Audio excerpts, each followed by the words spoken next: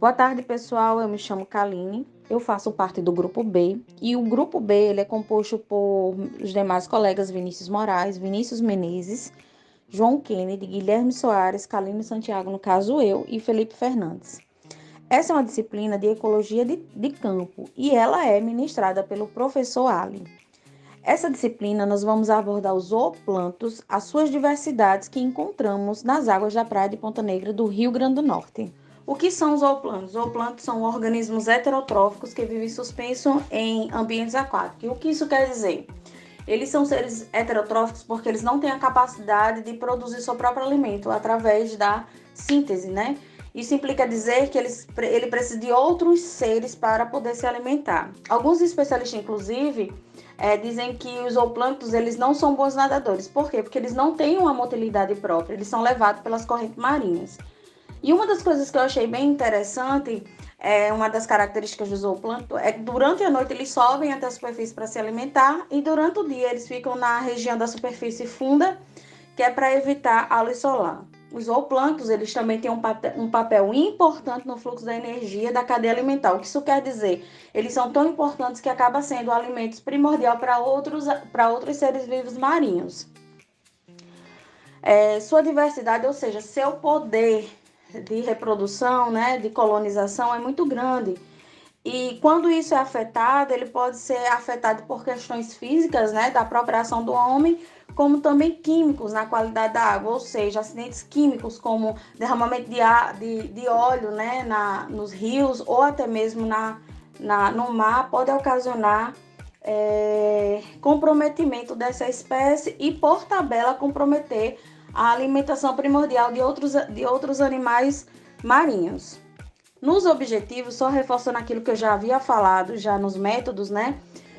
Por que nós coletamos, né, essas amostras na água de Ponta Negra? Por quê? Porque queremos fazer comparações e abundância dessas adversidades. Quais as adversidades a gente encontramos na praia, na água da praia de Ponta Negra, no Rio Grande do Norte? Qual é a sua maior abundância? Quais são as espécies? Quais as suas variabilidades? E é esse tipo de objetivo que vai nos levar a entender quais são as espécies que mais estão presentes, né, nesse ecossistema marinho da região do Rio Grande do Norte.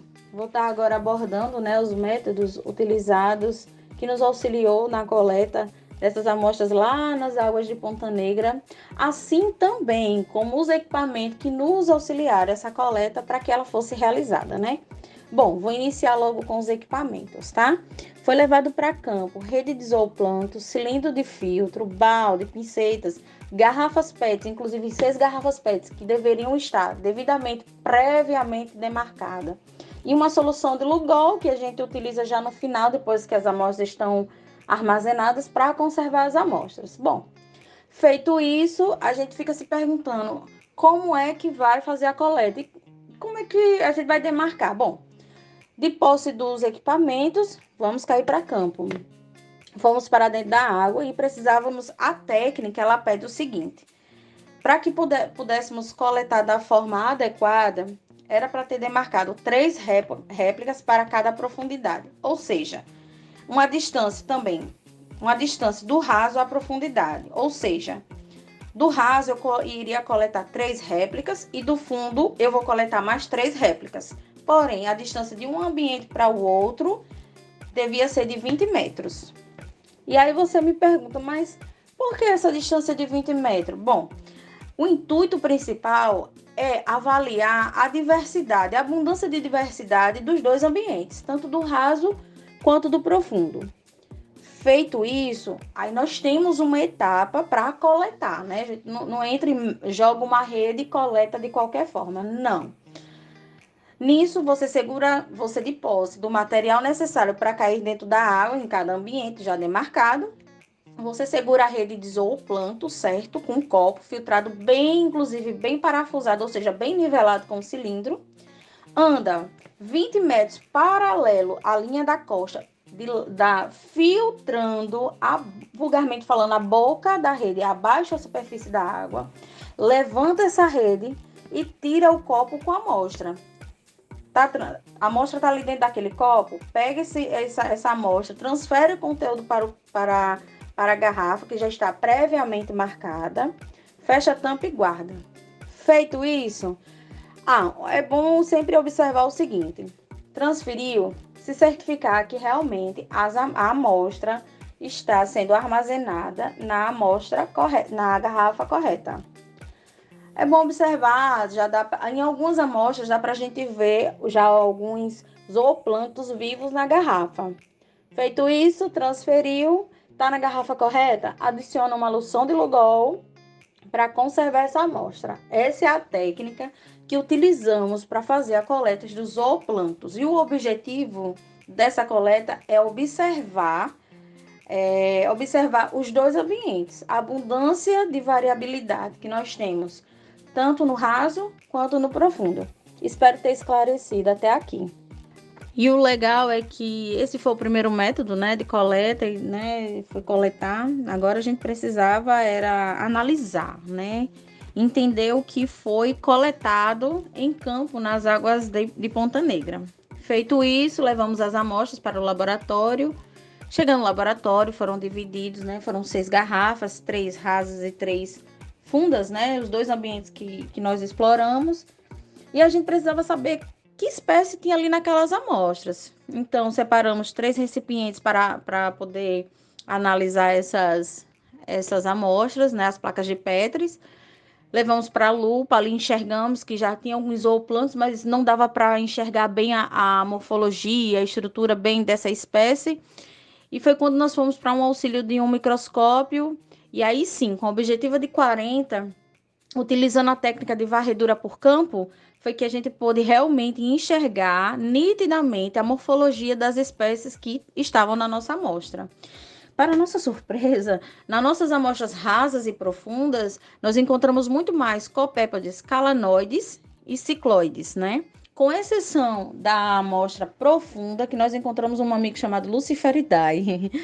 E aí, uma das coisas mais interessantes dessa experiência, dessa aula, foi porque pudemos enxergar certas espécies que existem nos 2 ambientes e que são muito importantes para o nosso ecossistema marinho. Foi muito bom essa experiência e pudemos enxergar direito a morfologia dessas espécies. Bom, feito isso, agora eu vou deixar para o meu próximo amigo concluir os demais resultados. Tchau, tchau. Agora, partindo para os nossos resultados, temos nossos gráficos que foram obtidos através da programação do R, em conjunto com o uso das planilhas de Excel, que foram onde nós colocamos nossos dados. E aí nós temos, por exemplo, o gráfico de abundância total, onde demonstra que nos 2 ambientes, uma média entre as 3 amostras de cada ambiente. Nos 2 ambientes, o raso apresentou uma maior abundância em questão de número de animais presentes nas amostras do que em relação ao fundo. Os valores de FP são exibidos, o F com 0,59 e o P com 0,48. Podemos dizer que é uma mudança significativa, já que o F ele tem um valor acima de 0,5. Agora falando um pouco sobre o gráfico das copépodas totais, que também o raso continua mantendo uma quantidade, um índice maior do que o fundo, tendo aí uma diferença de 5 de número de copépodas totais a mais do que o fundo.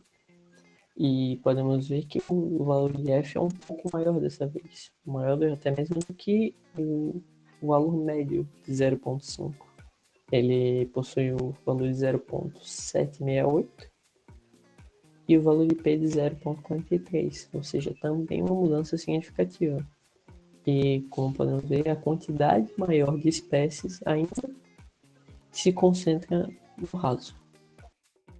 Agora, partindo para o gráfico das espécies que encontramos no nosso trabalho, no nosso campo, temos o gráfico das calanoides, onde, seguindo a lógica do gráfico, o raso eles ainda mantém se sobrepondo ao fundo, ou seja, as espécies de calanoides que foram encontradas na nossa pesquisa foram mais presentes no raso, ou seja, a maior quantidade foi encontrada no raso, sem contar os valores de FP, que o valor de F ele apresentou um valor muito mais alto do que nos últimos 2 gráficos, sendo esse valor de 2,0 e o valor de P sendo de 0,2. Sendo assim, esse valor demonstra que é uma mudança significativa em relação aos últimos dois gráficos. Agora falando de uma outra espécie que também encontramos no nosso campo de pesquisa, que foram as ciclopóides, que, diferentemente das calanoides, as ciclopóides elas foram mais encontradas no fundo do que no raso. Isso pode se tratar de diversos fatores, sendo eles abióticos ou abióticos, ou também se tratar de uma questão de um ambiente de praia, um ambiente aberto, onde tem a presença de pessoas nadando. Isso pode fazer uma alteração por conta do movimento da água, a própria maré, então também pode influenciar isso, sem contar a questão dos barcos, né? O movimento dos barcos, eles também podem causar esse movimento que pode deslocar essas espécies para uma parte mais funda. Pode ter sido este motivo que encontramos mais espécies de ciclopóides no fundo do que no raso. Mas sim, na mesma lógica de análise do gráfico, podemos ver que, claro, está maior na parte do fundo do que no raso, e os valores de F sendo de 0,2, 0,27, e o valor de P sendo de 0,627, ou 0,6, sendo assim abaixo do 0,5, não sendo uma mudança tão considerável assim. Agora falando um pouco sobre uma única espécie encontrada em todo o nosso trabalho, e ela foi a única que encontramos no nosso campo de pesquisa, que foi o Luciferidae. Ele foi o nosso único Luciferidae encontrado em toda a nossa análise de campo. Ele foi encontrado na região do fundo, por se tratar talvez de uma espécie que prefira a parte mais fundas da questão do mar, por questões de alimento, ou até mesmo de temperatura da água. E ele foi a nossa única espécie encontrada. Podemos ver uma foto dele, um animal grande, semelhante a uma espécie de camarão.